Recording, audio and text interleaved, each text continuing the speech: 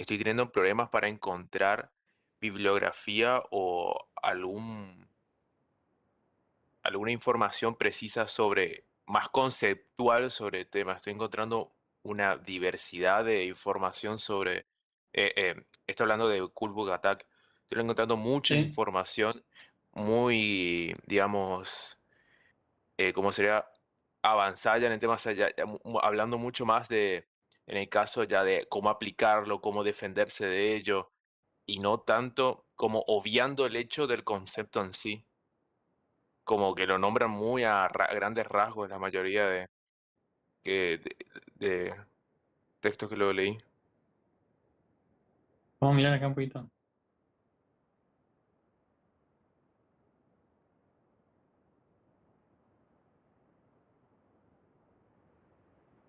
Bueno, viste que los papers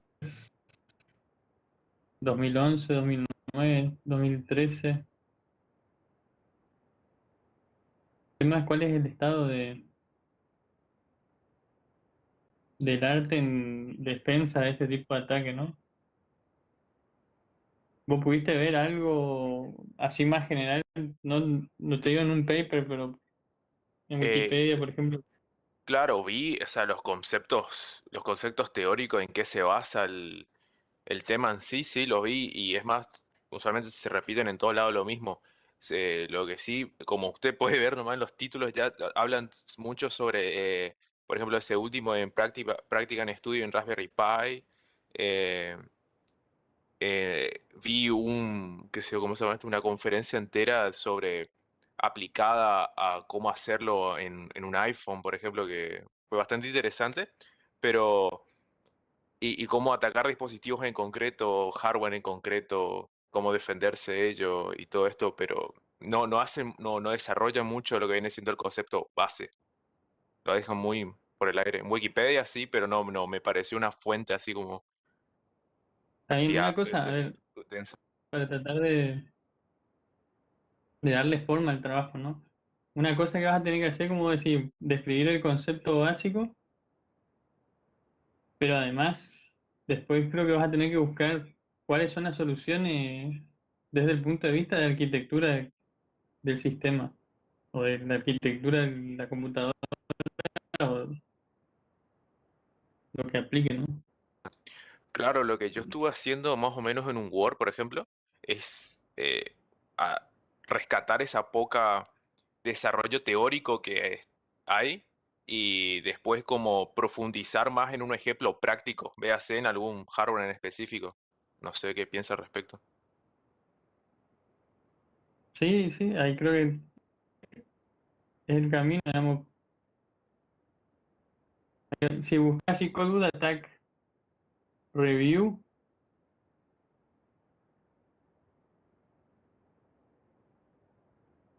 parece que no hay tampoco demasiado publicado.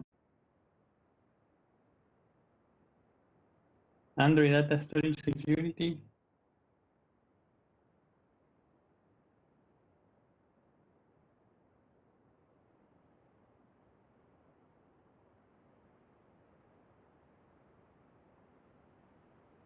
Bueno, voy a hacer eso, voy a hacer una breve descripción teórica y voy a, obviamente, indexando todo lo que vaya leyendo en el, digamos, en el archivo, así una breve, un breve síntesis de lo que más o menos voy a hacer y se lo mando después, si no tiene problema.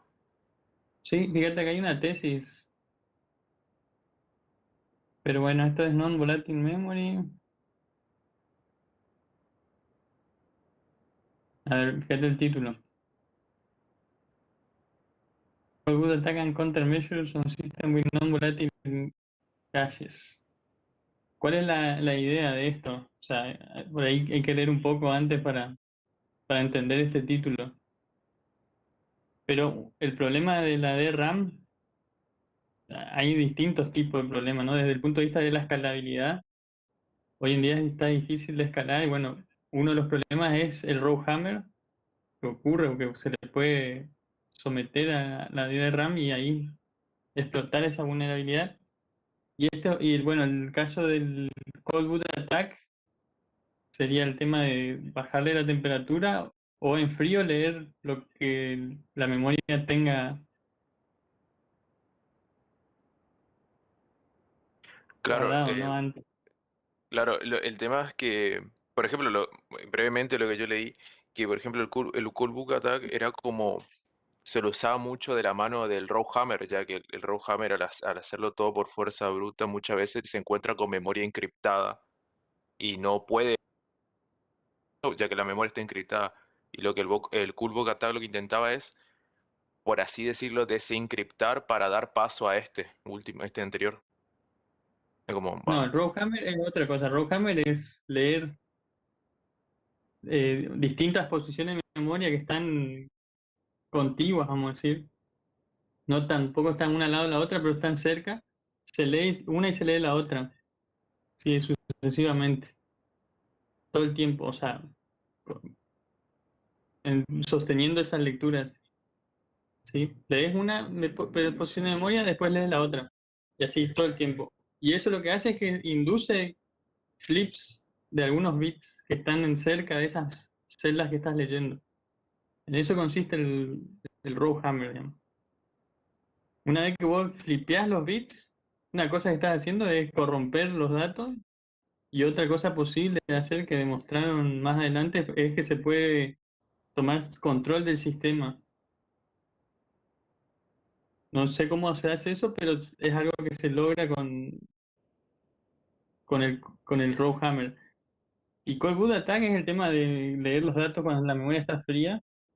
Y bueno, ¿cuál es la solución que en este trabajo se está proponiendo? Si vos mirás el título, es en vez de usar DRAM como tecnología base, usar una tecnología no volátil. Entendiéndose por las no volátiles, por ejemplo, una de esas es Phase Change Memory, memorias de cambio de fase. Entonces, esta tesis vas a tener cómo solucionar el Cold Boot Attack con el reemplazo directo de, en vez de usar DRAM, usar Phase Change Memory. Y a lo mejor en esta tesis, yo ni siquiera encontré antes esta tesis, estoy leyendo ahora, seguro tiene una descripción base del problema, porque casi todas las tesis empiezan por ahí, digamos. Fíjate el título, vamos a ver, para no estar buscando tan... Encima me salté seguro la primera parte. claro, parten de una problemática y cómo resolverla. Sí. Chapter 1 introducción. Chapter 2 Cold Boot Attack. Son 34 páginas, es bastante sintetizada esta tesis. Chapter 2 Cold Boot Attack, the Gold Cold Boot Compromise Description of Local Disk Drives.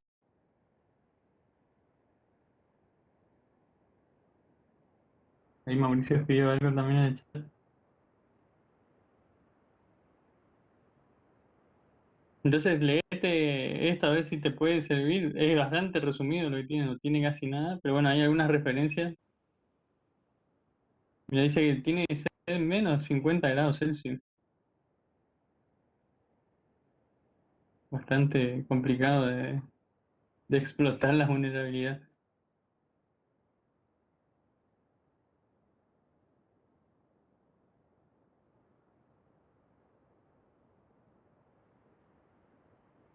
Gracias, profe. ¿Es eso que pasó por el chat? No Ah, sé, no. ahí Ahora eso, profesor Aldo, un disculpe. overview de Congreso dice algo. Y en las referencias de wiki en inglés dice Mauricio, hay algunos artículos, pero no sé si sirven para este caso, vamos a decir. Ahí yo después, yo no sé si puedo mandar algo acá por el chat o por PDF.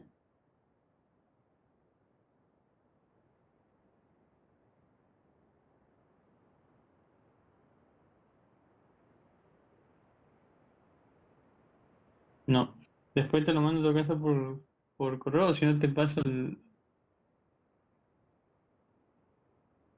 link más vale. Dale, profe, muchísimas gracias. A los profes en general. Gracias. Y si no da, no dudes en pegar un volantazo y mirar para otro tema, ¿no? Dale, intentaré Buscarlo así en el... resolverlo esta semana. Dale. Fíjate, con ese título ahí en el Google Académico te va a aparecer el PDF. No tiene citas, fíjate que no está citado por otros y artículos relacionados. Hay alguno de Congreso, pero no sé cómo lo está relacionando Google. No es el mismo autor siquiera. Bueno, retomando los otros temas. A ver, voy a mirar acá en el quienes están online como para discutir un poco antes de empezar lo de Cindy.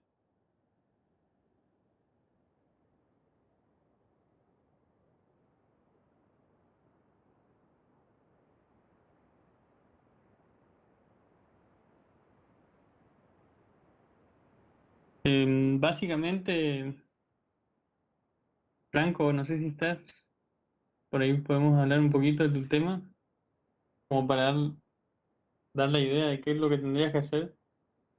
Si bien hablamos un poco por el chat, no sé si quedó bien claro la idea. Hola, profe. Sí, estoy. Franco, no sé si quedaba claro el concepto de lo que queríamos hacer o que tendrías que hacer. Vos tenías el procesador en Logisim, ¿no? De un solo ciclo que estaban armando ahí con Facundo para el TP2, ¿no? Perdón, para el TP1. Sí, le escucho. Ese camino de datos con la unidad de control, ¿lograste terminarlo o en qué estado quedó? Todavía no, me faltan algunos detalles. No lo vi desde aquella vuelta que hablamos. Eh, Estuve cursando otra materia y bueno, pensaba. Sí. Perfecto. Lo que yo te recomiendo es que lo tengas terminado como por lo menos hasta las instrucciones de procesamiento y memoria, ¿no? Y la de salto condicional como para tener ahí cómo saltar. Y una de salto incondicional, la básica, vamos a decir, la JMP. Y las otras que son JSR, JSRR, TRAP, no las pongas, digamos, dejarla de lado así como analizamos nosotros en el curso. Y hacer que funcione el camino de datos de ese procesador de un solo ciclo.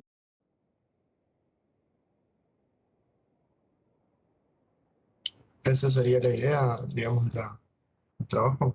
¿O quiere que haga alguna investigación más profunda? Ah, no, hasta ahí como para después empezar recién el trabajo final, porque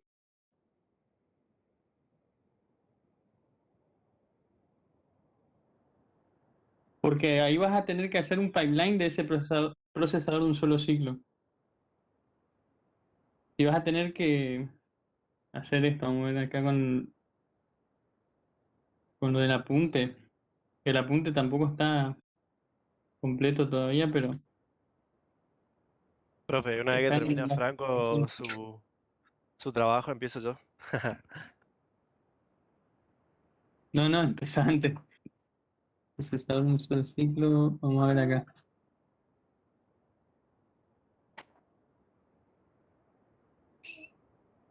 Euge. Fíjate acá en las presentaciones tenés guías ya como para poder empezar.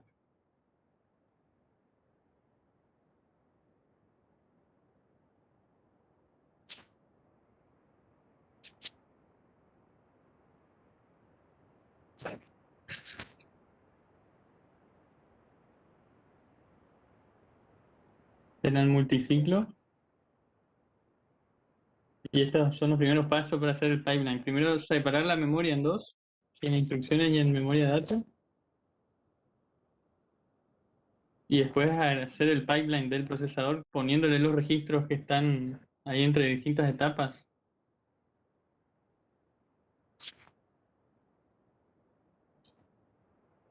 ¿Se entiende? Sí, así a simple vista me da una idea de lo que tengo que hacer. y hacer después la unidad de control del sistema este. La unidad de control básicamente es igual que la del procesador de un solo ciclo, solo que tenés que mover la lógica condicional. Vamos a ver si está. Fíjate cómo aparece acá. Acá en la parte de unidad de control ahora está solo el decodificador de instrucciones. Y ahí vos vas propagando las señales en cada etapa, dividiéndolo con estos registros intermedios, ¿no? Entonces, estas mismas señales de la primera etapa se van propagando en las distintas etapas del pipeline. Y la lógica condicional hay que moverla para que cuando vos calcules, vamos a decir, ya sea una instrucción de procesamiento o una carga de un registro, evalúes esa lógica condicional en ese momento. ¿Sí? Esto sería el pipeline sin ningún tipo de reparo en términos de si hay hazards, ¿no? Si hay alguna contingencia de datos o de control, este no está resuelto cómo atacar esa contingencia. Entonces después le vas a tener que arreglar eso, tenés que arreglarlo con la unidad de hazard que te permita, a ver si lo tengo en esta otra presentación, incluir stalls y incluir el forwarding.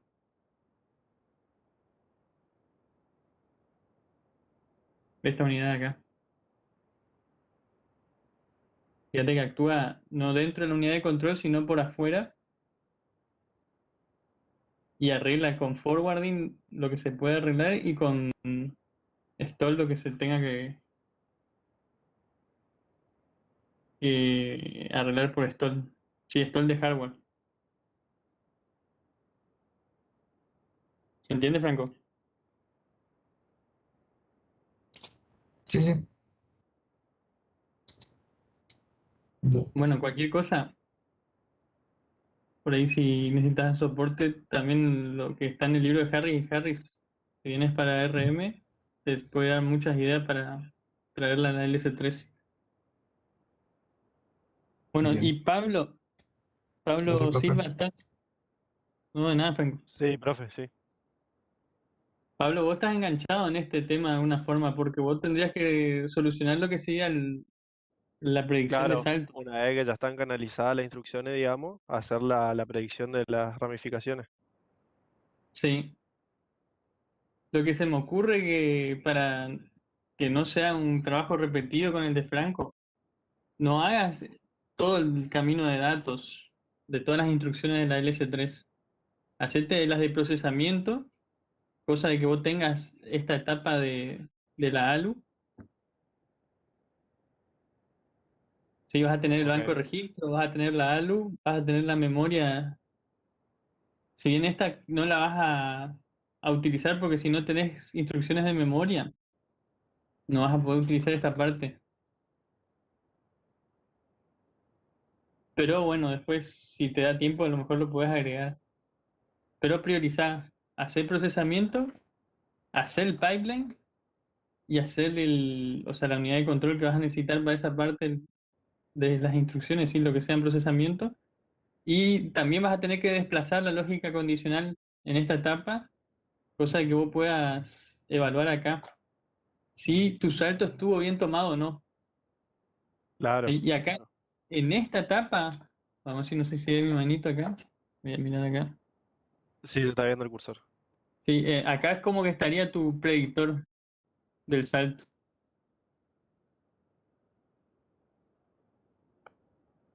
¿Se entiende?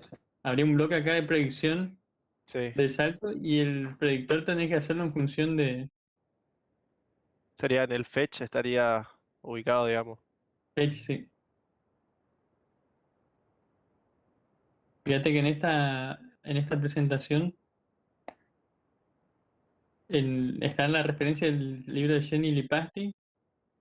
Hay distintas formas de hacer predictores, ¿no? Este es un predictor bastante, uno de los que funciona con bastante precisión, si bien todavía creo que es del 85%. No necesariamente tenés que hacer este sí o sí al principio. Quizá si lográs hacer un predictor de, por ejemplo, que siempre toma el salto y después arreglar, ¿viste? El caso de que no tenías que tomar y tomaste, hacer la forma de arreglar esa toma de decisión. Quizás con eso ya el trabajo tenga bastante sustento como para finalizarlo ahí. Y si vemos que es muy simple eso, pensar sin una máquina de estado que haga este tipo de implementación, Ok, que sería el 2-bit branch predictor, ¿no? El predictor de 2 bits, que es un sí, contador en definitiva. sí, sí, estuve leyendo, ¿No? está muy buena la info en el libro de... Ah, no me acuerdo el apellido de De los autores. Lipasti. Ujú, Shady Sí, Lipasti. sí, está buena la parte donde, digamos, qué hacer si no toma el salto. Y ahí vas a tener que implementar ese tipo de branch target buffer y eso, digamos. Si haces un predictor de dos, contador de 2 bits, tenés que hacer esta parte, digamos. Y si hay...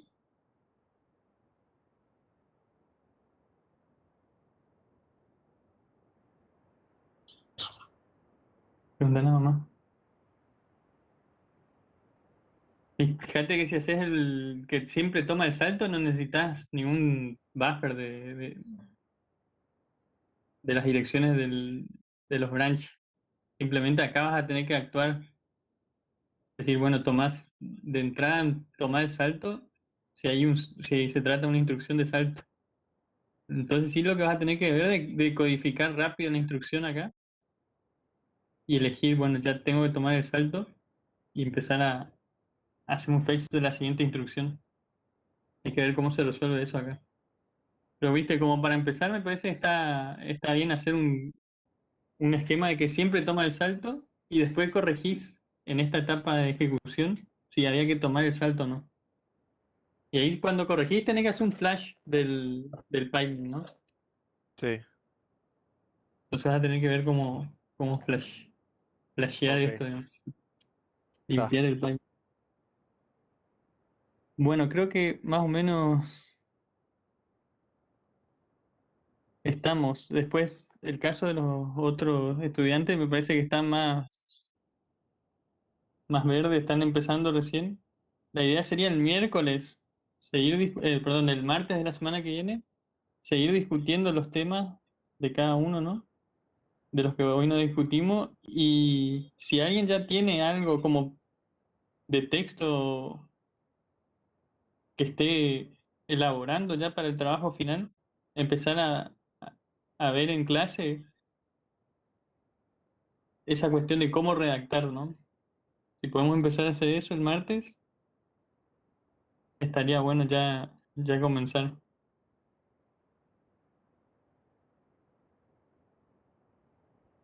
Bueno, así que sin más preámbulo, vamos al tema de hoy. No sé si hay alguna duda. Eh, Comento algo nada más. Tal vez como, digamos, sugerencia, digamos, como que hay dos grandes aspectos del trabajo que están encarando.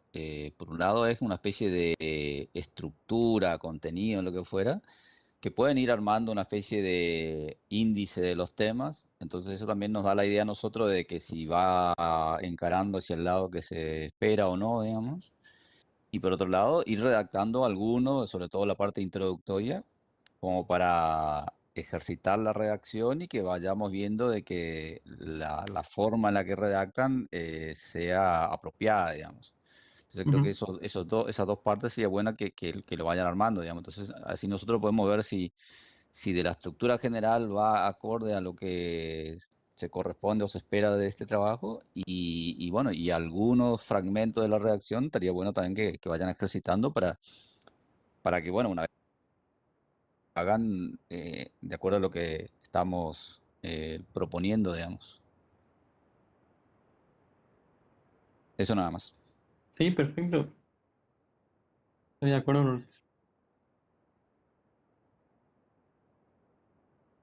Bueno, el tema de hoy, fíjense que Cindy, vamos a profundizar un poco en lo que empezábamos a ver ayer sobre taxonomía de Flynn. Y una de las de las clasificaciones donde entran este tipo de procesadores. Así que Martín Núñez, que está con un tema ahí relacionado a esto, que sería hacer SIMD pero en DRAM, le va a venir bien, me parece, esta parte. Y a todo en general, porque van a ver que es muy importante hoy en día esto de SIMD en todos los procesadores. Y esto era la de la taxonomía de Splin. Si teníamos las distintas formas de explotar paralelismo, siempre que sea paralelismo regular, ¿no? Paralelismo a nivel de datos. Y esta era como el esquemita de SIMD, ¿no? Uno tiene un data pool donde saca un montón de datos, donde va a ejecutar en las unidades de ejecución, ¿sí? Las processing units, pero en esas unidades de ejecución todas reciben una sola instrucción. Y la misma instrucción va para todas las unidades de ejecución. Eso, por ejemplo, en vectores vimos que es aplicable, ¿no? Producto de vectores con escalares, vectores con vectores o matrices, ¿no? Donde uno tiene que hacer producto del fila por columna, siempre tiene productos entre vectores. Y en esos casos uno puede explotar paralelismo regular. Entonces, una cuestión básica en un procesador SIMD es que ahora va a tener que tener registros donde cada registro es como un banco, ¿no? Un banco de registro que tiene un vector almacenado. ¿Sí? Este sería el vector B0, este sería un vector B1. El resultado de la aplicación de la instrucción que pongamos o que necesitemos ejecutar puede ser un add, puede ser una multiplicación, puede ser otro tipo de operación como un shift, que no hemos visto los shifts, ¿no? Pero bueno, los shifts son bastante comunes en todos los ISAs, porque un shift, vamos a ver que permite dividir por 2 o multiplicar por 2. ¿Sí? Si se hace un solo shift a la izquierda, es como multiplicar por 2. Y un solo shift a la derecha es dividir por 2.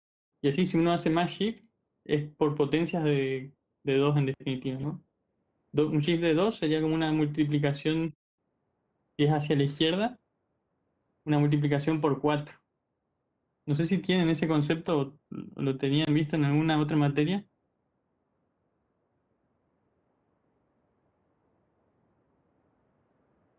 A ver si lo ejemplificamos acá con Martín dice.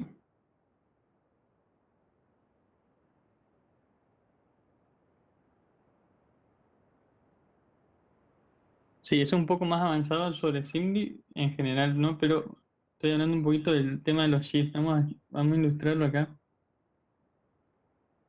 con un ejemplo así rapidito.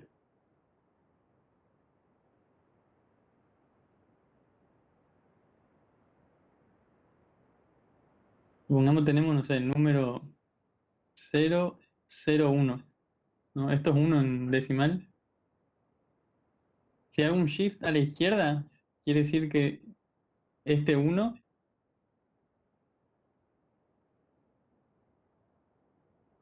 se mueve ahora acá, ¿no? Shift a la izquierda. Y estos 2 en decimal. Y si hago un shift más hacia la izquierda, ahora tengo un 4. Entonces una forma rápida de multiplicar por 2 o multiplicar por una potencia de 2. Cuanto más shift hago, estoy multiplicando por una potencia más grande de 2. Y siempre en potencia de 2 porque es el sistema binario sobre el que se está operando ese shift. Y si es hacia la izquierda, al revés, ¿no? Si vamos de acá para allá, estamos dividiendo por potencias de 2.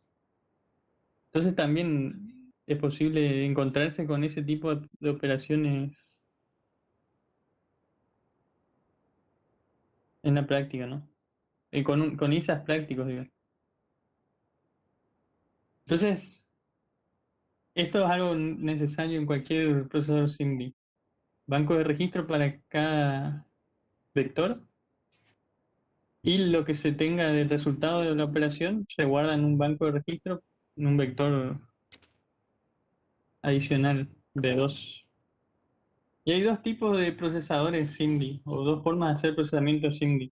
Uno se llama procesador en arreglo o de arreglo, y como sería en inglés array processor. donde uno tiene las unidades de ejecución, P0, P1, P2, PD3, que son genéricas, ¿sí? Pueden hacer distintas cosas. Puede ser load, puede ser add, puede ser multiplicación, shift y guardar datos. ¿Sí? Sería, cada unidad de estas puede hacer todas esas operaciones. Entonces, ¿qué pasa? Cuando uno quiere hacer un load de un vector, fíjense que uno tendría una instrucción que opera sobre un vector ahora. Esto como para tener referencia a qué hace esa operación. Carga un vector que se llama A3, perdón, A de 4 componentes, 0 al 3. Entonces, en el primer instante de tiempo que uno está ejecutando esa instrucción, uno hace la carga de todos los componentes, LD0, LD1, LD2 y LD3. Y carga todos los componentes del vector en el banco de registro de ese vector. Después uno hace una suma, entonces tiene también suma de todos los componentes. Va a ser una suma con, por ejemplo, acá está haciendo con 1.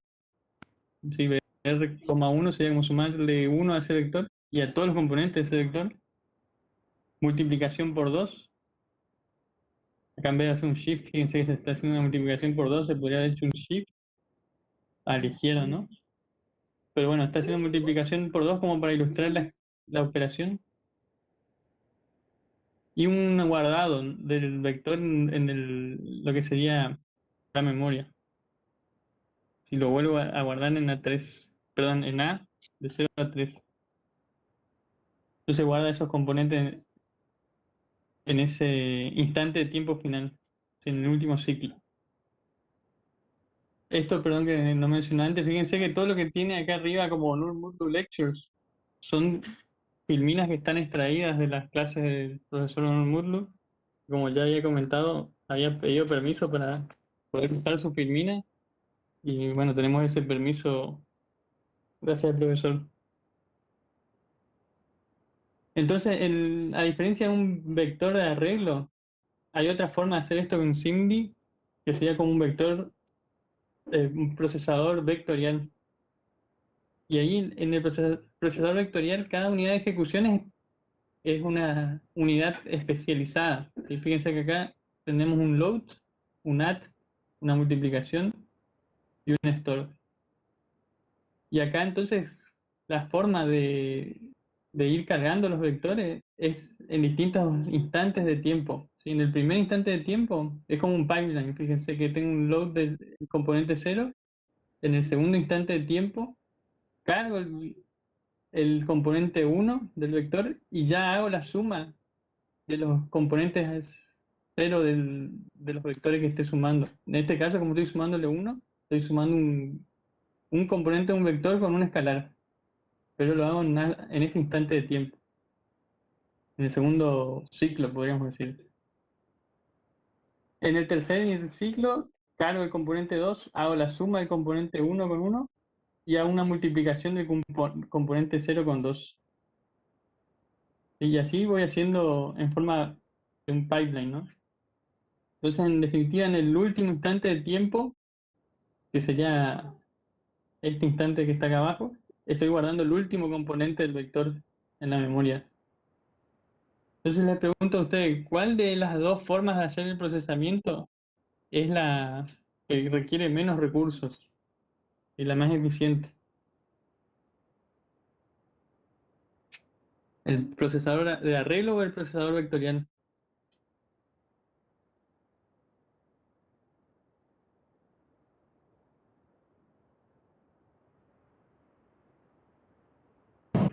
El vectorial sería el que usa menos.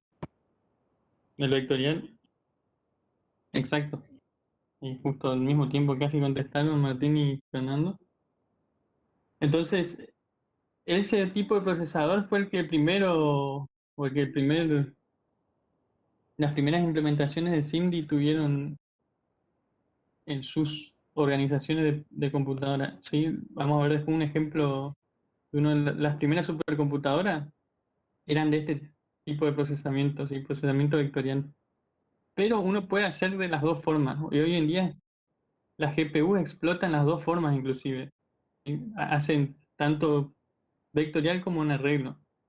Entonces puede procesar muchos más datos en paralelo y se usan esas dos formas combinadas. Si comparamos con VLIW, este esquema, por ejemplo, de qué era un procesador, y comparamos un procesador de arreglo con VLIW, ¿a qué esquema corresponde?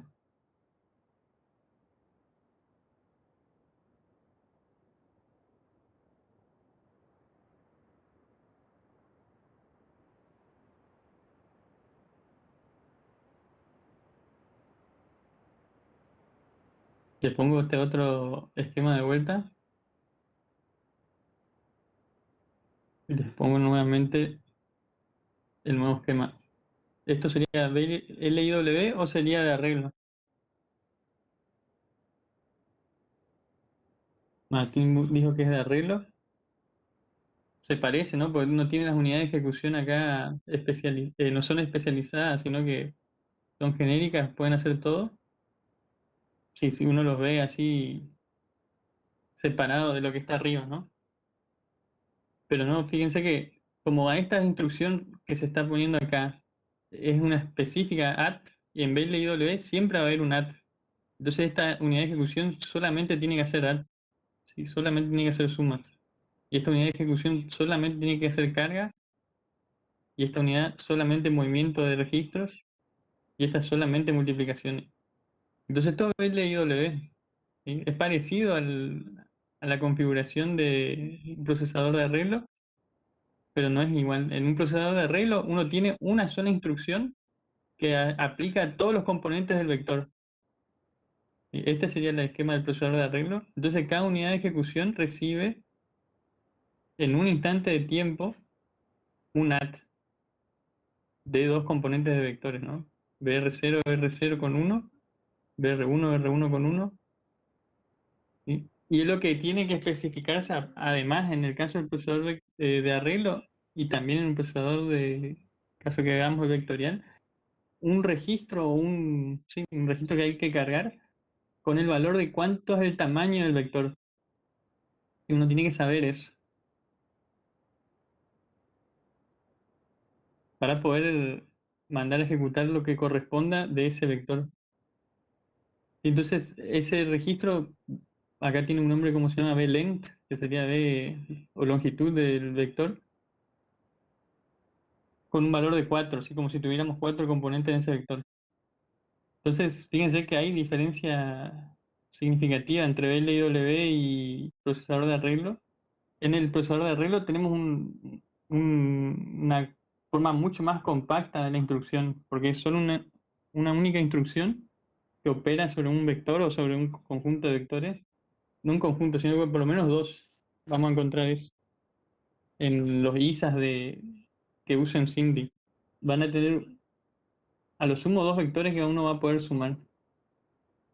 Se podría hacer con más inclusive, ¿no? Pero bueno, sería una cuestión de incrementar más la complejidad del ISA y de la microarquitectura. Pero lo común es que tengamos dos vectores.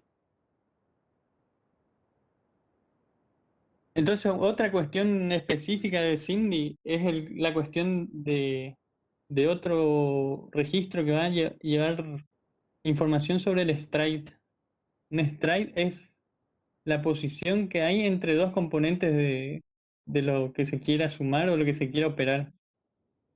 ¿Qué quiere decir esto? Por ejemplo, si tenemos una multiplicación matricial entre A y B, A es de 4 por 6 y B es de 6 por 10, el resultado es una matriz de 4 por 10. Y esa multiplicación, ¿cómo uno la hace? Toma una fila, la fila está a 0, y la columna B0, y hace fila por columna.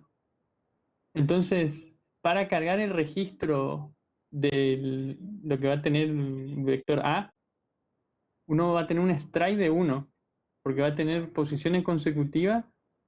Estos están guardados en memoria en una forma de orden de fila principal, se dice. Y uno guarda el vector como si estuviese en una fila. También uno puede guardar un vector como si estuviese en una columna. Así que ahí sería orden de columna principal. Y esto en inglés sería row major order, y en el caso de columna, column major order. Entonces, ¿qué pasa? Cuando uno carga el vector A, hace con stride 1, está cargando esta fila. 0, 1, 2, 3. ¿Sí? Uno tiene un stride de 1 entre los distintos componentes. Y le va a tener que pasar un blend de 6, ¿no? Porque son 6 componentes, de 0 al 5. En la memoria lineal es como que estamos leyendo estas posiciones de memoria. En la memoria, uno ve que la memoria es lineal, entonces está haciendo una lectura de estas posiciones. Y para el vector columna, uno tiene que especificar un stride de 10 en ese caso. ¿Por qué? Porque los componentes están separados ahora por 10 componentes. ¿Sí? Hay 10 posiciones de memoria que hay que saltearse. Entonces la primera posición va a ser la que está acá, la 0.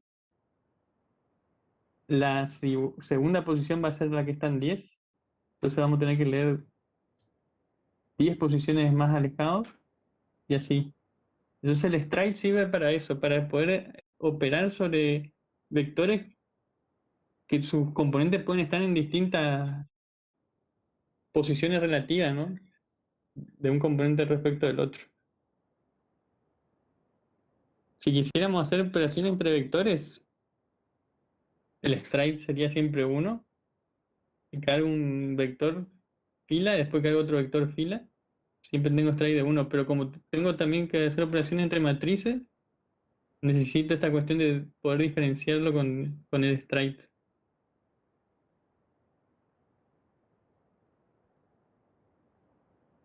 Bueno, esta primera me presenta lo que es una unidad de ejecución en SIMD y cómo uno podría hacer las unidades de ejecución.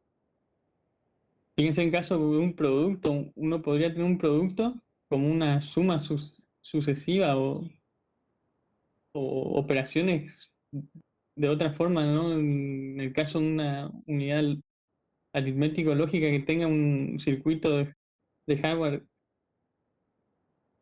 que es complejo en el caso del multiplicador. Fíjense que en el libro de Harris muestra un circuito que se puede derivar de cómo uno hace multiplicaciones, pero ese circuito tiene así varias etapas también inclusive. Entonces, en el caso del procesador SIMD, uno puede hacer un pipeline bastante profundo de esas etapas, porque ahora como los vectores son componentes que están independientes uno del otro, ¿sí? Esa es justamente la base para poder explotar paralelismo regular. Yo puedo hacer pipelines que sean lo suficientemente profundos como para poder hacer que estos ciclos de reloj sean lo más pequeño posible, ¿no? Y acelero entonces la frecuencia de operación del reloj. Esa es una de las ventajas de SIMD. Entonces vamos a ver este tipo de representación de la ALU. ¿Sí? Está siempre así segmentada, ¿sí? Porque es un pipeline de distintas etapas. En el caso de una multiplicación, acá hay un ejemplo con 6 etapas. Y los registros, que les decía, el registro de longitud, que va a decir cuántas la longitud de los vectores que se está operando, el registro del stride, el stride va a estar guardado también en un registro, y un bmask. Esto sería como una máscara que se usa cuando uno quiere hacer operaciones entre componentes de vectores que dependan de cierta condición. ¿Sí? Por ejemplo, el caso de que los vectores tengan componentes que sean cero, uno puede saltearse esa operación en caso de multiplicación, ¿sí? O en caso de una suma también. ¿Por qué? Porque una multiplicación por cero sabemos el resultado ya, entonces no hace falta realizarla. Entonces, con el bmask uno puede establecer condiciones dentro del mismo vector que se está operando y entonces así hacer algo irregular dentro de esas operaciones regulares que tiene cada vector. Entonces también hay un registro para eso, que se llama bmask. Y acá está la cuestión de hacer el procesamiento, vamos a decir, con un procesador vectorial, que sería el ejemplo que está acá a la izquierda, y uno tiene los distintos componentes de los vectores que van a entrar en la unidad de ejecución, y en cada etapa se va a ir haciendo cada una parte de la operación de esa de esa operación, ¿no? Por ejemplo, si esto es una suma, acá se hace una parte de la suma, en esta otra parte de la ALU se hace otra parte de la suma, y el vector va a ir progresando hasta que a la salida sale el vector o el resultado de la operación C0, que sería la componente cero del resultado. Y esto sería una operación vectorial, entonces en una sola unidad de ejecución que está hecha así en forma de pipeline. Y esto sería hacerlo tanto como vectorial, de la parte de la ALU, o no pensemos solo en la ALU, pensemos en una unidad de ejecución más genérica, pero de tipo de procesamiento. Entonces, hecho en vectorial y también en arreglo, ¿sí? Ahí uno replica las unidades de ejecución. Entonces, fíjense que ahora los componentes C0, C1, C2, C3 salen de distintas unidades de ejecución y luego va a salir el C4, C5, C6, C7 y así, ¿no? Y lo mismo para las entradas a ese pipeline. Y así uno entonces puede hacer algo que ejecute en paralelo, tanto en el espacio como en el tiempo, ¿sí? Uno está haciendo en el tiempo la ejecución en ese pipeline y en espacio puede estar replicando las unidades de ejecución y enviando a cada unidad de ejecución lo que corresponda. Y así uno tiene algo más genérico, ¿no? Juntando esas dos cuestiones. Un banco de registros particionados, se dice, donde uno va a tener los componentes 0, 4, 8. En el siguiente banco de registros va a tener el 1, 5, 9. ¿Sí? Y así uno puede ir juntando dependiendo de cuánta es la longitud del vector que uno tiene que operar. Y esto se llama un lane, donde se ejecuta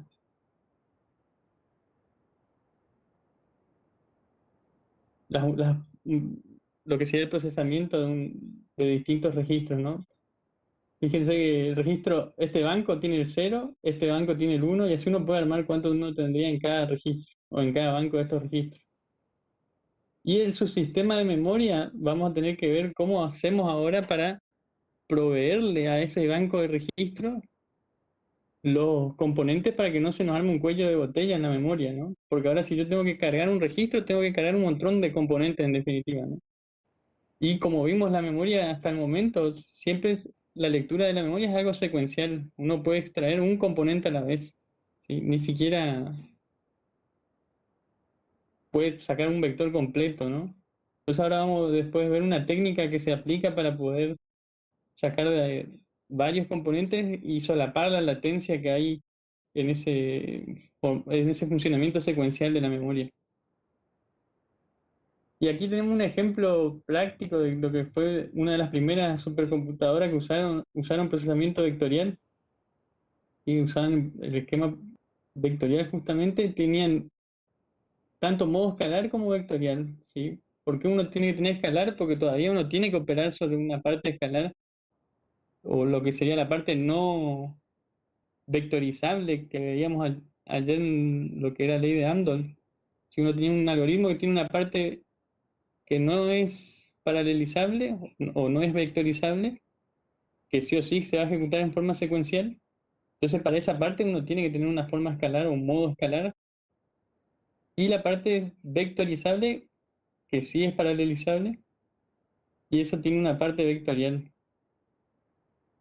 Entonces, estos son los bancos de registros para los vectores, estos son los bancos de registros para los escalares, y acá tenemos operaciones o unidades de ejecución vectoriales, y add, lógica, shift. También había una unidad de punto flotante inclusive, y la parte escalar de operaciones, y también add, lógicas, shift. No se llega a leer bien ahí, habría que ver un poco más en detalle, pero no sé, una multiplicación.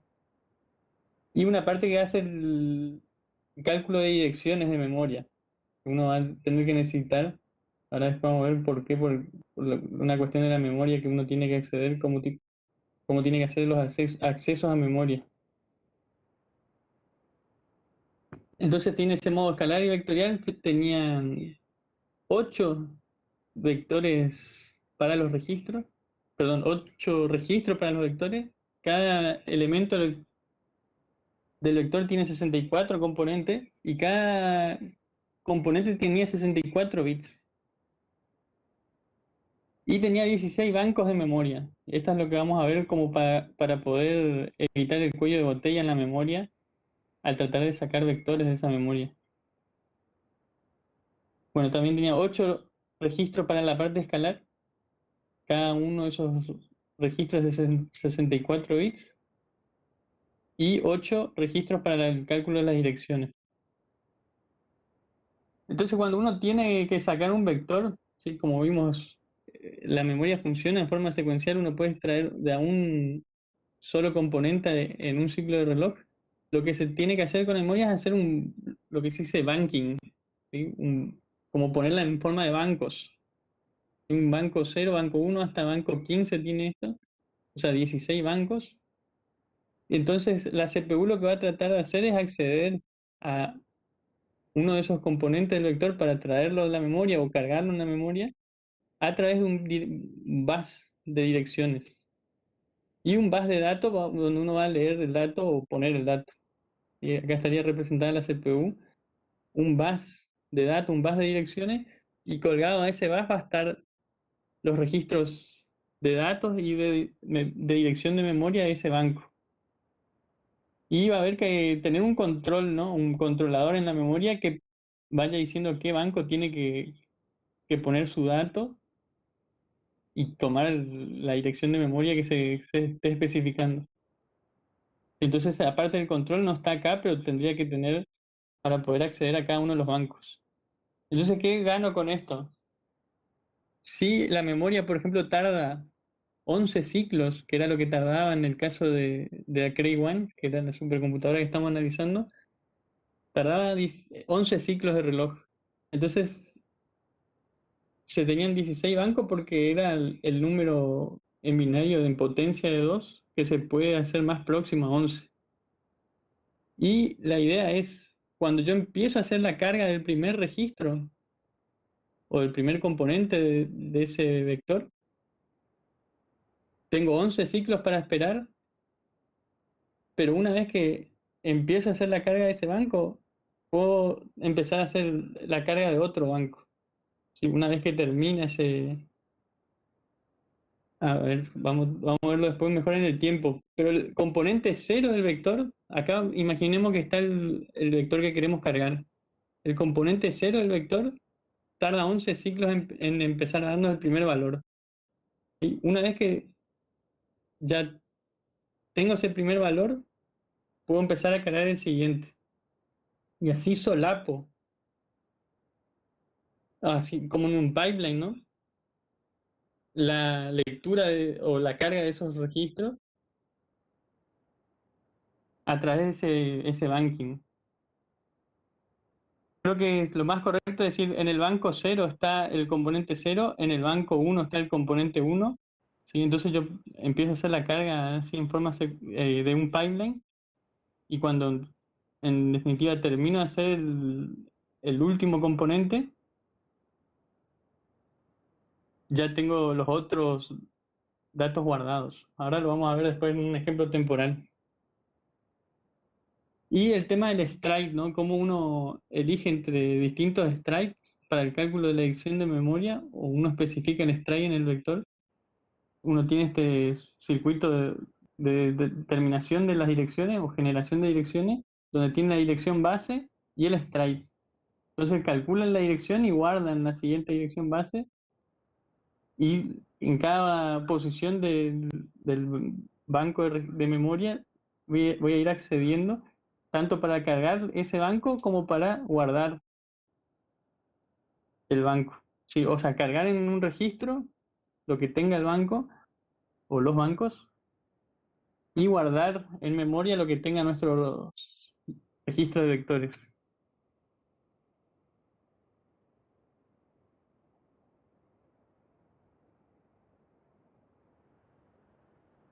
No sé si hay alguna pregunta. Creo que esta parte genera un poco más de dudas. Va a generar seguro.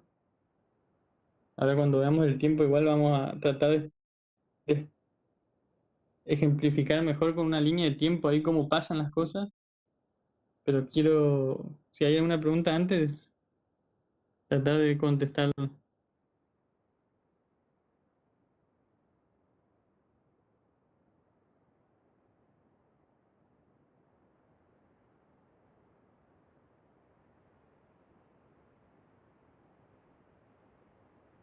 Esta por lo menos es la estructura, ¿no? de los bancos. Ahora cuando veamos en el tiempo vamos a ver cómo queda el acceso. ¿Cómo podemos analizar esto de la operación de SIMD? Fue básicamente con el análisis de un programa así simple. Fíjense, un programa que haga la suma de dos vectores y divida por dos, ¿sí? Como un promedio entre los componentes del vector A y vector B. Sí, el resultado se pone en C. Entonces, en el caso particular que tengamos 50 componentes, iba a iterar de 0 a 49 y va a ir cargando los registros, ¿no? Y esto sería en un caso escalar, que yo no tengo soporte SIMD, ¿sí? Estas instrucciones MOV es para inicializar algunos registros. Fíjense que se inicializa el registro 0 con el número 50 para especificar cuántos componentes tiene el vector. Y esta operación tiene una latencia de 1. O sea, ¿qué quiere decir? Que va a tardar un ciclo de reloj en ejecutarse. Esta otra operación, MOV A, carga en el registro 1 la dirección. Interprétese esto como una dirección. ¿Dónde está el primer componente del vector A? Y no está completo el código acá como para ver cuáles son las constantes que están definidas acá. Pero esto tendría la primera dirección o la dirección del primer componente. Entonces también tiene una latencia de 1. Mov AR2 carga el primer componente, perdón, la dirección en R2 del primer componente del vector B. Y lo mismo para después guardar en los registros.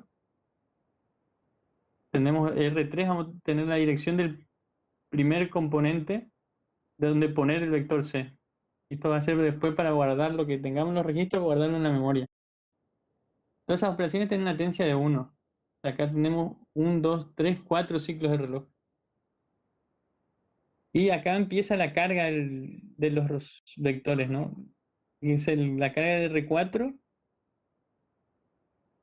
vamos a tener acceso a la memoria a la posición que tengamos dicha por R1, o sea, la primera dirección, la dirección del primer componente del vector. Y luego fíjense que aparece acá como un más, que significa que uno hace la carga y ya incrementa R1 en 1. ¿Sí? Le suma un 1 a R1, a lo que tiene R1. Esto para poder después acceder al próximo componente del vector A. Y hay varios ISAs que tienen ese tipo de soporte en el ISA. ¿Sí? La LS3 no tiene esto en el modo de direccionamiento de registro base o base a registro, pero hay otros ISAs que sí tienen este tipo de cosas como ARM. Entonces uno puede cargar y ya mandar a incrementar el contenido de ese registro. Y esto, como les decía, en el caso de la supercomputadora Cray One, tenía una latencia de 11 ciclos de reloj. Entonces acá está puesta esa latencia, lo que tardaríamos en cargar R4. Lo que tardaríamos en cargar R5 es lo mismo, ¿no? También 11 ciclos. Cargando, ¿no? Ahora a partir de donde está la posición del vector B. Luego hago la suma de los componentes, ¿sí? R4 y R5, sería la componente A0 y B0. Y guardo en R6, en otro registro.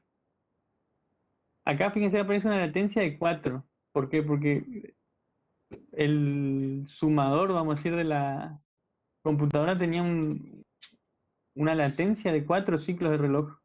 Yo necesitaba esperar 4 ciclos para poder tener el resultado de la suma. Y a diferencia de lo que veíamos en el procesador de un solo ciclo, tenemos un solo ciclo. Imagínense, esto podría hacerse en un procesador de multiciclo o un procesador pipeline, ¿no? Que tenga 4 etapas. La parte solamente de la suma. Entonces tengo esos 4 ciclos de reloj. Luego tengo un shift hacia la derecha. En este caso, shift a la derecha es dividir por 2. estoy dividiendo lo que tiene R6 por 2, eso tiene un solo ciclo de latencia, y luego guardo en la memoria lo que esté apuntando el R3, guardo el contenido de R7, que es el resultado final de CI. Y luego tengo que empezar con el siguiente componente, o la suma de los componentes A1 y B1. Para eso voy a tener que decrementar el valor de R0 que tiene el tamaño del vector. Y si llega a ser negativo o cero esa operación, salto.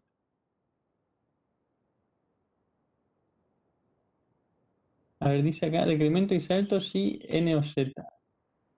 Yo creo que sería si no es N o Z, ¿no? Si es positivo nada más. Corríjame usted a ver si lo ven también así. Esto como decrementar y saltar. Por eso dice B, sería branch. Salta X. Si es positivo tendría que ser, ¿no?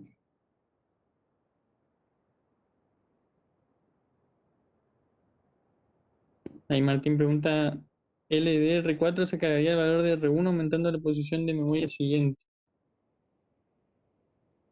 Claro, en esta operación mem R1++, él carga el contenido de lo que está en memoria,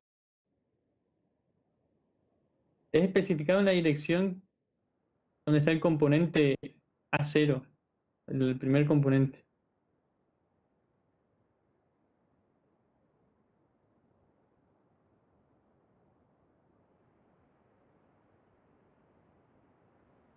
Acá es como yo estoy cargando la dirección del primer componente en R1. Y luego sumo 1. Y aumenta la posición de la dirección de memoria para la siguiente, una vez que hagamos la siguiente carga de ese registro R4. No sé si pueden corroborar esta instrucción decbnz, ¿qué estaría haciendo? Y está viendo que yo puse acá decremento y salto sí nz, negativo o cero. Digamos.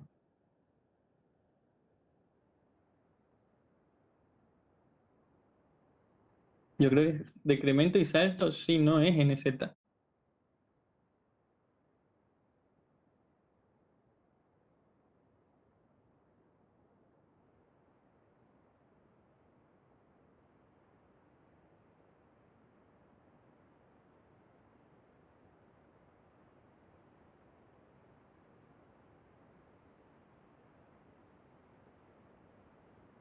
Porque R0 tiene 50 al principio, ¿no? Para mí también tiene que saltar si es positivo. Hay que ver cómo especifica esta cuestión en LISA particular que estamos analizando, pero según lo que veíamos en la LC3, esto tendría que ser así, por ejemplo. Si tomamos la convención de la LC3, NZP, por ejemplo. Vamos a ponerlo así para que sea transparente lo que nosotros veíamos, pero puede ser la lógica inversa, ¿no? En el caso de este IS. Entonces, si es positivo, salto a X. Y ahí sigo haciendo la carga de los siguientes componentes, después hago la suma de esos componentes y así. Y esto es un loop, ¿no? Un loop de 50 iteraciones. ¿Sí? ¿Se entiende la idea? Entonces, en total, si uno hace la cuenta, uno tiene acá 304 instrucciones dinámicas que tiene que ejecutar para hacer este tipo de operación en un procesador escalar.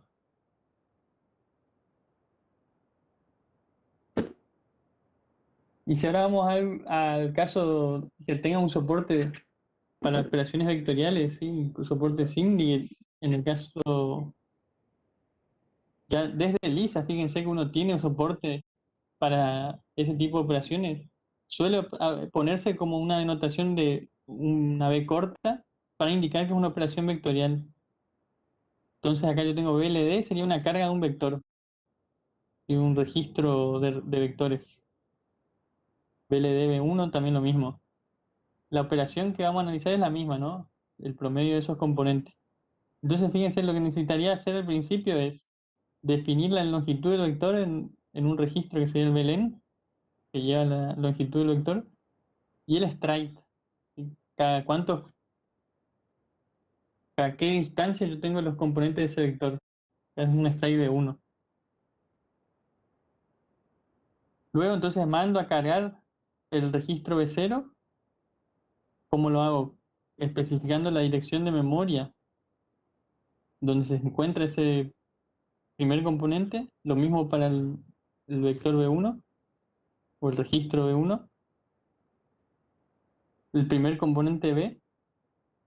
Luego especifico ya la suma de los vectores, ¿no? B0 y B1, y lo pongo en B2. B2 divido por 2, o sea, un shift de 2. Lo pongo en B3. Y el resultado de B3 lo pongo en la dirección de memoria C. Y acá tengo la latencia de esas instrucciones. Esto sería una latencia de un ciclo, también un ciclo. Y acá tendría los 11 ciclos más la longitud del vector menos 1. Y tendría que esperar toda esa cantidad de ciclos.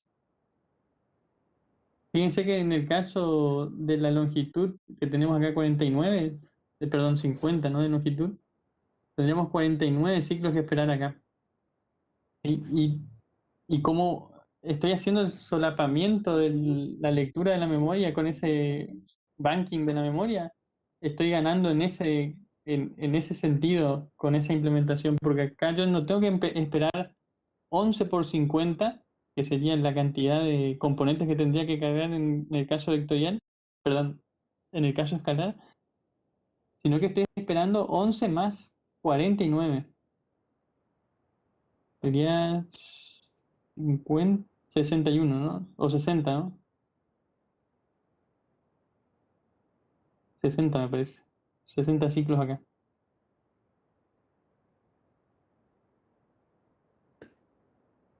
Entonces 60 ciclos acá, 60 ciclos para el siguiente vector. Una vez que tengo los dos vectores cargados, puedo empezar a operar la suma. B0 más B1, lo pongo en B2, hago la división y así. Y eso toma 4 más también 49 ciclos. Pues estoy haciendo de todos los componentes, ¿no? Y también se están solapando, porque está hecho un pipeline.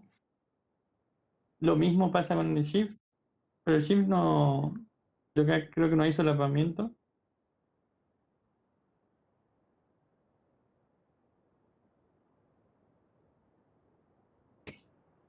Y la carga también hay solapamiento. Entonces vamos a analizar esto de los solapamientos. Fíjense que el caso, si resumimos antes, el caso del código escalar, si uno hace la cuenta, uno tendría que tardar 2004 ciclos de reloj. Y si hago la cuenta con el caso vectorial, que lo puedo hacer con esta suma que está acá, y la suma de los ciclos que están acá, me da 285 ciclos de reloj cuando tengo soporte SIMD. Y haciendo la cuenta, ¿no? De 2004 dividido 285, uno puede obtener que tiene una mejora de 7 veces en desempeño con un procesador vectorial. Y ahora vamos a analizar qué pasa con estas líneas de tiempo que están acá en una implementación así más simple de ese código. Los primeros dos ciclos serían estas inicializaciones de los registros. A ver, guárdenme un ratito. Voy a cortar papel acá.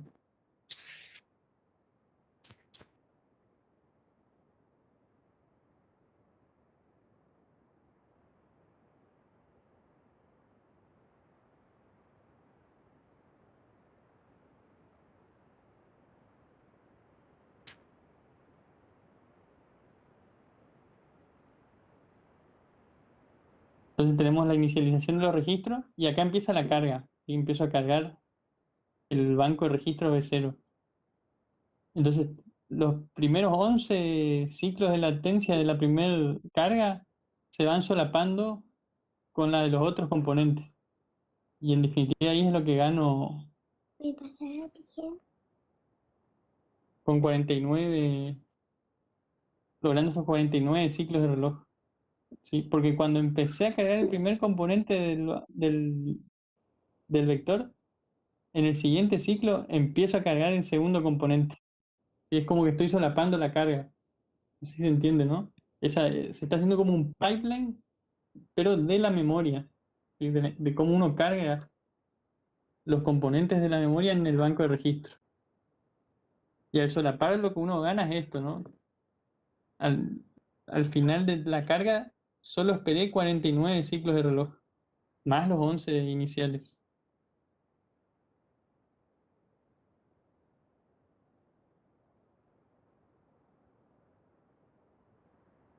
¿Se entiende? Si no hacemos un esquema, a ver si se puede esquematizar.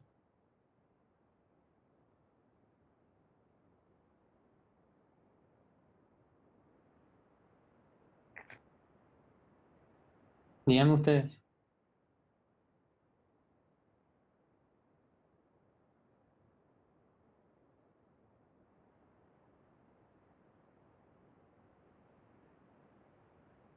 ¿Están pensando Creo que se va entendiendo.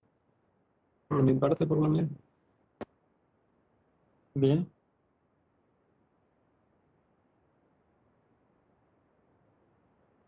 Pablo y se va yendo también.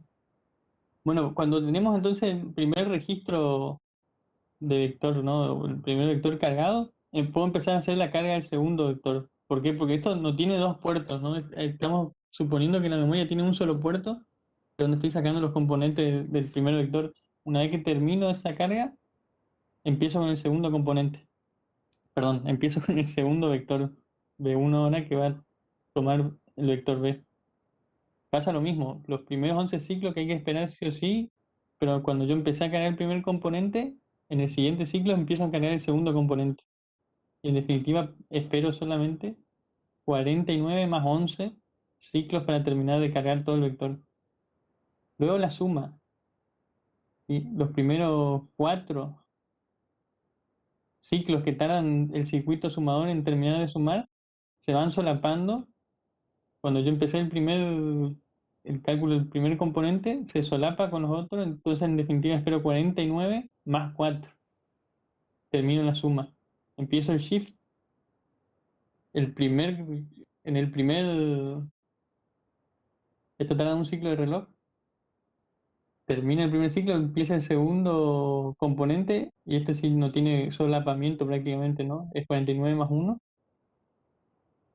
Y el store también tiene solapamiento porque tarda unos 11 ciclos en poder guardar en esa memoria. Sí, esta es la interpretación de esa línea de tiempo que hay.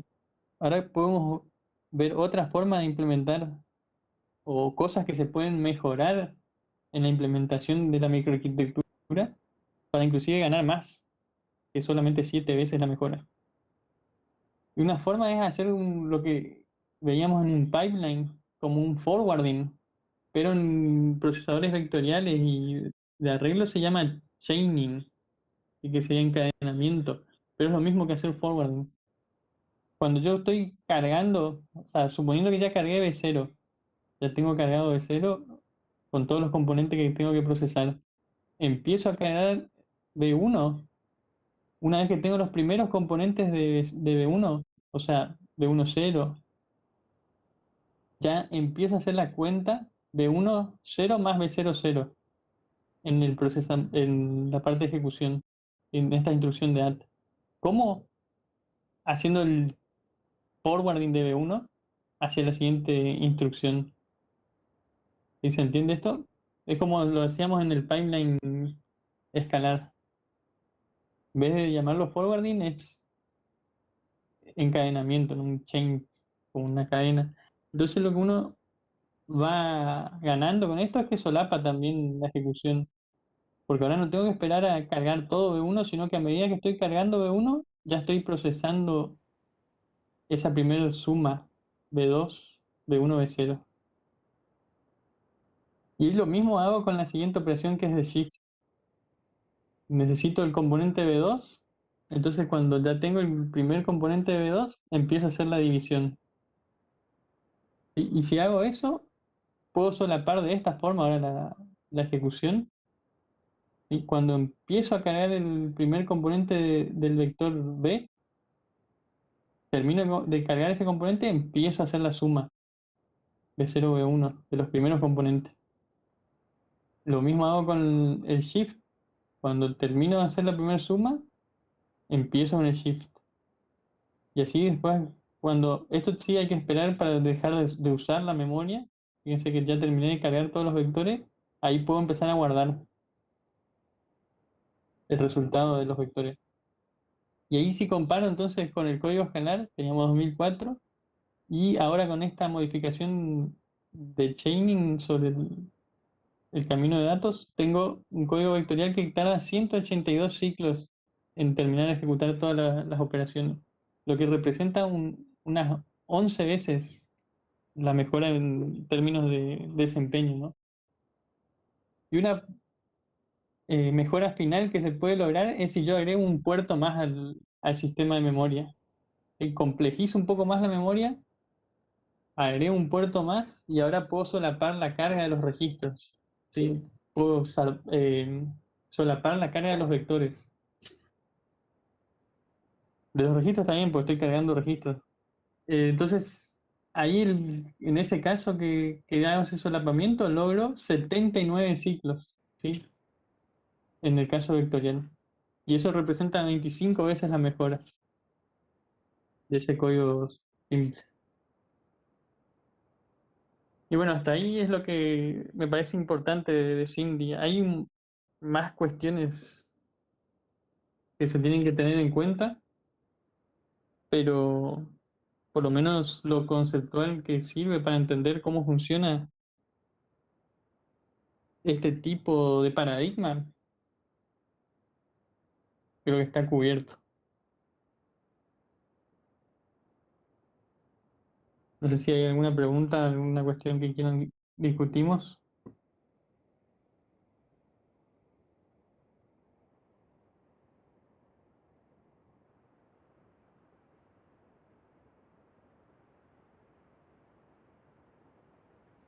Fíjense que esta cuestión de los registros MDR y MAR lo veíamos en el procesador multiciclo para hacer acceso a la memoria y sirve también para estudiar esta parte, ¿no? de memory banking.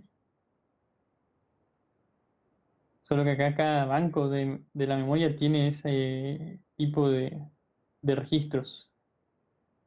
Y cuando veamos un poco más en detalle lo que sean caches, también vamos a ver cuestiones relacionadas con banking.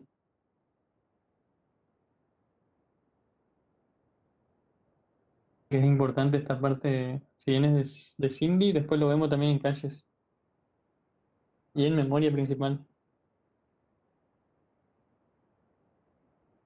Profe, una consulta que me agarró curiosidad.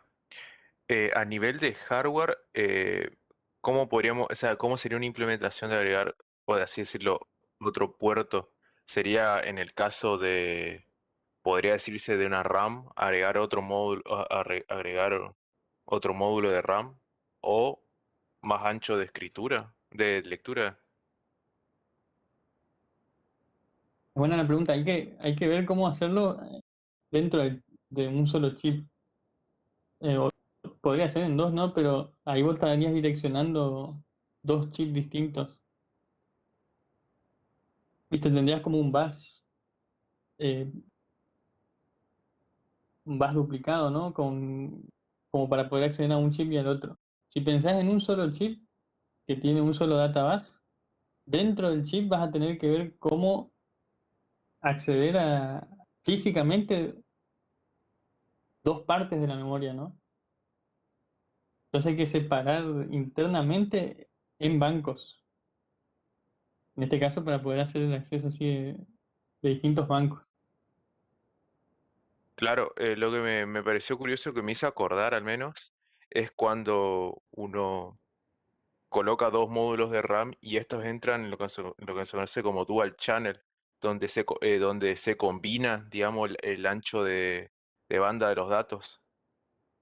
En vez de tener dos por separado, se suman los dos. No entendería bien cómo se hace, pero me hizo acordar a eso. Sí, la memoria DDR son memorias pipeline. ¿Sí? Entonces lo que uno hace es solapar también la lectura de las memorias, o de esa memoria. Entonces está haciendo un efecto similar a este. Pero fíjate que el sistema de memoria se complejiza, ¿no? Ahí ya tenés que tener una parte que controla cómo opera la memoria, ¿sí? Como si fuese una inteligencia propia para acceder a la memoria. Y eso tienen las memorias, tienen una parte que es el control, vamos a decir, que se ocupa de leer y leer la memoria. Y eso está dentro del chip de la memoria, de la DDR. Oh, profe, eso no sabía. Oh. Muchas gracias. No, no, de nada.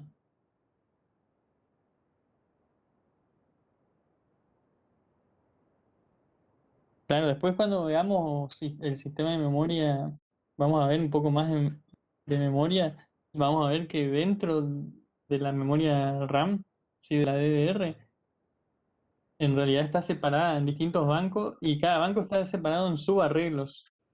Entonces es un sistema más complejo de lo que nosotros estamos viendo, inclusive en esta filmina, y todos esos subarreglos están interconectados. Entonces, el que estudia procesamiento en memoria tiene que ver justamente esa cuestiones de detalle del sistema de DDR o sistema de la DRAM, cómo se fabrican hoy en día. La memoria está separada en bancos y los bancos están separados en subarreglos. Y hay interconexiones entre esos distintos subarreglos y entre cada banco. Y está el control de la memoria que se encarga de gestionar cómo uno accede a cada posición.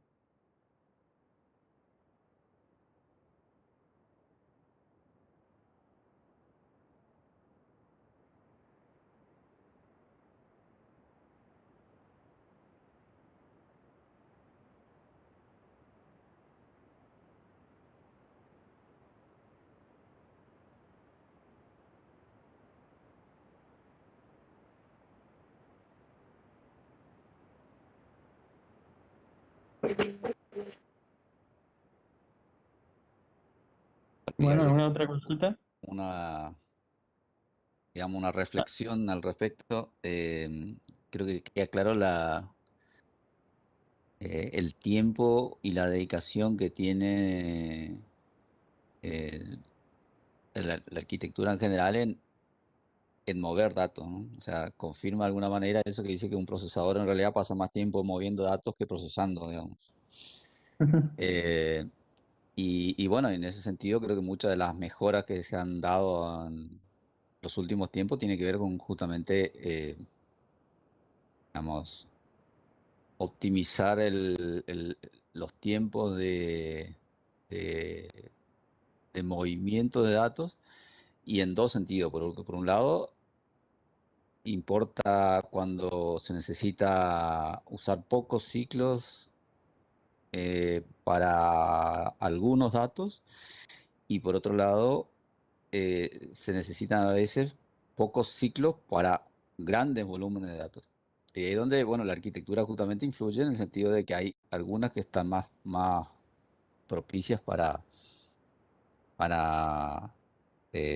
pequeños volúmenes de datos y otras para grandes volúmenes de datos. Y bueno, ahí también hay toda una, digamos, una aplicación de toda la jerarquía de memoria y demás que hay mucho para ver ahí. Así que, bueno, eso nomás quería comentar. Sí, justamente es una de las problemáticas de cómo se diseñan los sistemas actuales, el tema de esa cantidad de movimiento de memoria, de datos que se hacen, ¿no? Y por eso es lo que motiva básicamente el procesamiento en memoria. ¿Sí? En lugar de estar moviendo los datos, tratar de procesar en dónde están los datos. Y eso es lo que van a estudiar algunos que eligieron los temas de procesamiento en memoria o procesamiento cerca de la memoria, que son cosas distintas, pero que surgen de la misma motivación, digamos. Una cuestión que le quería mostrar, el tema de los ISAs ARM o RISC-V, por ejemplo, como tienen soporte para SIMD. ¿Sí? A nivel de ISA uno tiene instrucciones que son vectoriales, entonces está contemplado dentro de esa ISA, como si uno después quisiera usar el ISA para implementar microarquitecturas que soporten SIMD. Lo mismo ARM tiene soporte para operaciones de SIMD. Y una cuestión, no sé si escucharon el tema que se hace referencia a ese del poder computacional que uno tiene hoy en día en los teléfonos, ¿no? No sé si escucharon, dicen, bueno, tenemos supercomputadoras. ¿Escucharon esa frase? Supercomputadoras en nuestros teléfonos. Y se refiere a esto, ¿no? Que la tecnología de las supercomputadoras de los 70 es lo que tenemos hoy en día disponible en el teléfono. El teléfono, si usa un procesador ARM, tiene soporte SIMD y toda la parte gráfica y además otras operaciones, muchas operaciones comerciales que usan vectores. Entonces, en definitiva, están haciendo uso de esa, de ese soporte en el hardware y lo tienen en la palma de la mano hoy en día.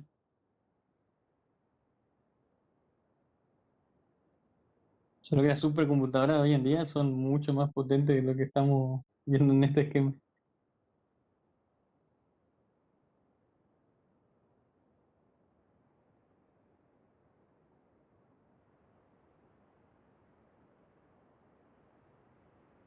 Bueno, gente, si no hay otras cuestiones, podemos cerrar la clase por hoy. Algo que quieran que veamos algo de los temas que están trabajando, si lo cerramos por hoy.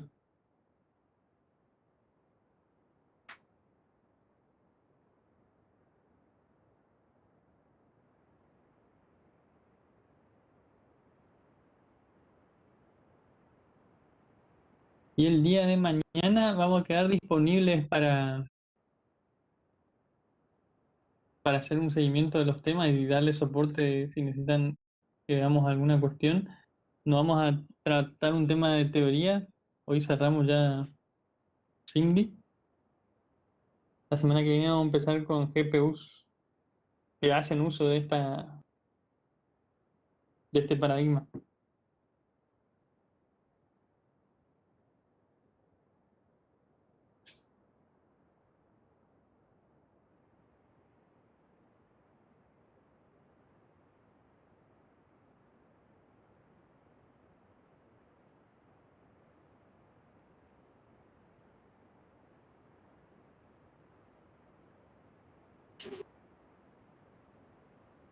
Por la duda, aviso ya después ahora en el grupo lo que vamos a hacer mañana de mañana. Nos encontramos mañana entonces, los que necesiten. Muy bien. Hasta Chao, luego, chao, nos profe. Nos vemos vemos. mañana. Luego.